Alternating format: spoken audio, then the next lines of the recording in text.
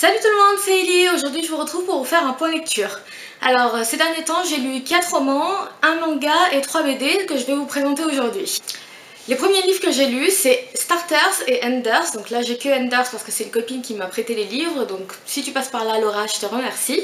C'est l'histoire de Callie qui, dans un monde où tous les adultes sont morts, où il ne reste que les très vieux et les très jeunes, veut sauver son petit frère qui est très malade et va louer son corps à la banque des corps pour gagner suffisamment d'argent pour le soigner et pour qu'il ne vive plus dans la rue.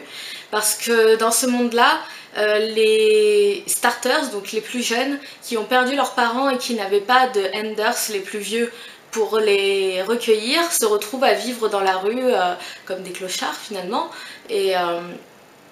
ou se faire attraper et mettre dans des centres absolument atroces. Et du coup, pour qu'ils ne vivent plus dans ce monde-là, elle veut gagner suffisamment d'argent et loue son corps à une entreprise, Prime Destination.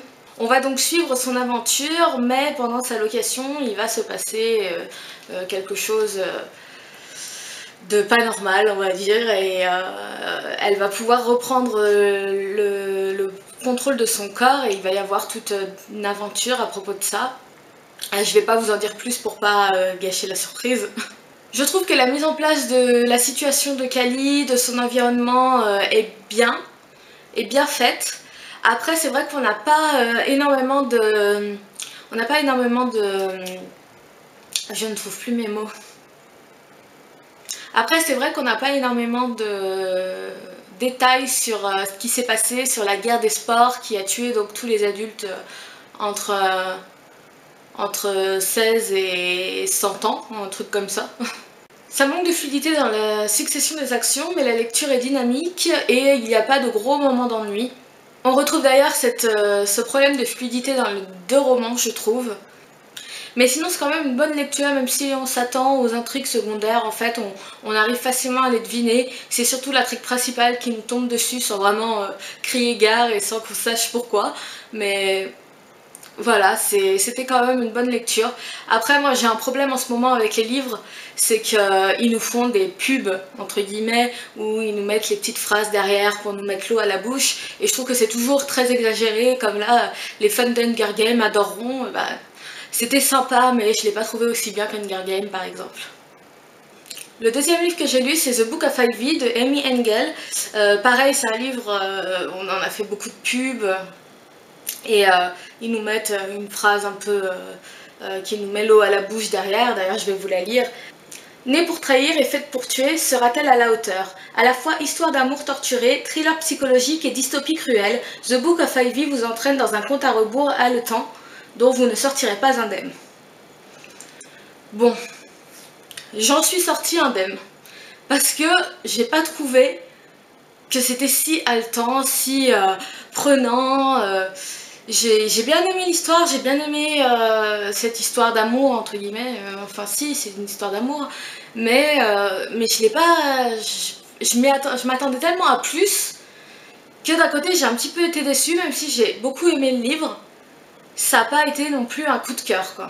The Book of Ivy, c'est l'histoire d'Ivy qui doit épouser le fils de l'ennemi juré de sa famille parce qu'il y a eu, après une guerre nucléaire, un conflit entre 2 familles dans une ville qui a été recréée, et une des familles a perdu évidemment, et Ivy fait partie de cette famille qui a perdu et elle doit donc épouser le fils de la famille gagnante. Et donc elle va devoir épouser le fils de cette famille ennemie, et son but, ce à quoi elle a été préparée depuis l'enfance, c'est de le tuer. Évidemment ça va pas se passer comme prévu. L'histoire entre Bishop et Ivy, je l'ai trouvée sympa parce que c'est pas une histoire on se voit, on s'aime, c'est une histoire qui se fait petit à petit, c'est un amour qui se crée, qui apparaît petit à petit, et même si au départ c'est peut-être pas de l'amour, juste de l'affection, mais voilà, ça se fait petit à petit et c'est quelque chose que j'ai apprécié dans ce livre. On suit bien la bataille psychologique qu'il y a dans la tête de Ivy entre ce qu'on lui a appris toute sa vie et ce qu'elle découvre par elle-même, ce qu'elle est en train d'apprendre, et la bataille qu'il y a en elle entre ces 2 choses. Ensuite, j'ai trouvé que le monde dans lequel ils vivent n'est pas suffisamment développé. On sait qu'il y a eu une guerre nucléaire, on ne sait pas trop ce qui s'est vraiment passé. Il n'y a pas énormément de conséquences alors qu'on se dit qu'une guerre nucléaire, quand même, ça a dû faire des ravages. Et ils ont à peu près tout alors qu'ils vivent dans une totale autarcie de ce qu'ils produisent eux-mêmes. Donc j'ai pas trop compris comment c'était possible. Et j'ai trouvé qu'il manquait ce petit truc qui expliquerait exactement ce qui s'est passé, quoi. Ça aurait pas... Ça a manqué au livre. Pour finir, c'est vrai qu'on ne s'ennuie pas dans ce livre, mais l'action se déroule surtout sur les 4-5 derniers chapitres. Et du coup, je pense que c'est pour nous donner envie surtout de lire la suite. Et ça a marché avec moi, j'ai envie de lire la suite, j'ai envie de savoir ce qui arrive à Bishop et Ivy. Et surtout, enfin, je vais pas vous spoiler, je me tais. Bref, j'ai beaucoup aimé ce livre, même si c'était pas un coup de cœur, parce qu'il y a eu des petites choses qui ont fait que j'ai pas trop aimé. Le prochain livre, c'est Autre Monde de Maxime Chatham, l'Alliance des Trois, le premier tome. Donc déjà, il y a une chose qui m'énerve. C'est que sur mon édition de poche, là, les lettres de Maxime Chatham sont en train de s'enlever. Parce que quand je lisais, j'avais les doigts dessus et je me retrouvais avec de l'argenté partout sur les doigts. Donc je sais pas si ça vous le fait aussi ou si c'est ma peau qui est acide ou je ne sais quoi, mais dites-le moi dans les commentaires. Ça m'intéresserait de le savoir et ça m'a un petit peu énervée. En ce qui concerne le livre à proprement parler, c'est encore un livre que j'ai bien aimé sans que ce soit un coup de cœur. Alors, l'Alliance des Trois, de quoi ça parle? Après une grande tempête, la majorité des adultes a disparu ou s'est transformé en des êtres pas très... voilà, en des espèces de mutants ou en personnes très violentes, agressives, et voilà, c'est plus tout à fait eux en fait. Et il ne reste que les enfants qui vont essayer de se regrouper pour reconstruire leur univers, leur monde. Et on va suivre surtout Matt et Tobias dans cette histoire, puis Ambre, que je n'ai pas trop aimé d'ailleurs. Et donc on va suivre leurs aventures et la façon dont ils vont pouvoir reconstruire une communauté et échapper à des choses qui ne devraient pas exister et qui existent. Enfin, je peux pas trop en dire plus, sinon je vais vous spoiler. Mais voilà. La lecture est facile, fluide, il y a des petits chapitres, donc on avance assez rapidement dans l'histoire. D'ailleurs, l'histoire est cohérente et il n'y a pas de grosses longueurs ou de choses comme ça. Après, moi, mon problème principal, ça a été avec les personnages, parce que je ne sais pas, ça a beau être des adolescents, je les trouvais pas assez complexes, pas assez développés, et du coup, je me suis pas tellement attachée à eux, et même j'étais un petit peu indifférente à ce qui leur arrivait. Malgré tout, ça m'a donné envie de continuer ma lecture, et donc j'achèterai les prochains tomes.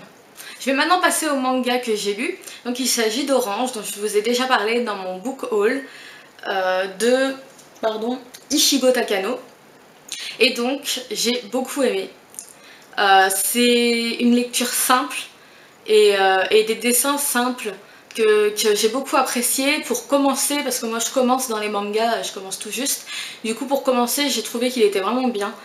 J'ai beaucoup aimé l'histoire de Nao qui reçoit donc une lettre du futur qui vient d'elle-même, qui est bourrée de regrets et qui voudrait qu'elle change certaines choses dans son passé, enfin dans le présent de Nao du coup.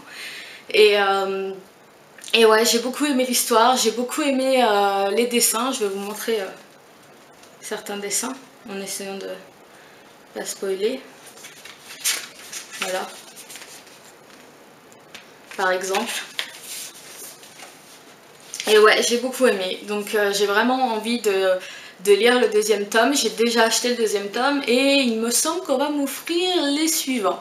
Et comme c'est en plus une série qui est assez courte, vu que normalement, si je me trompe pas, elle va faire 5 tomes, je vais pouvoir la voir au complet et bien commencer dans les mangas. Et enfin, j'ai lu 3 BD, il s'agit des tomes 6, 7 et 8 de The Walking Dead. J'en ai déjà parlé dans ma sélection BD, allez la voir. Et j'aime toujours autant. Voilà, c'est une BD que vraiment j'adore et que je vais continuer à lire et je suis pressée d'avoir les tomes suivants. Voilà, c'est tout pour aujourd'hui, j'espère que ça vous aura plu, je vous retrouve très bientôt dans une nouvelle vidéo. Bye!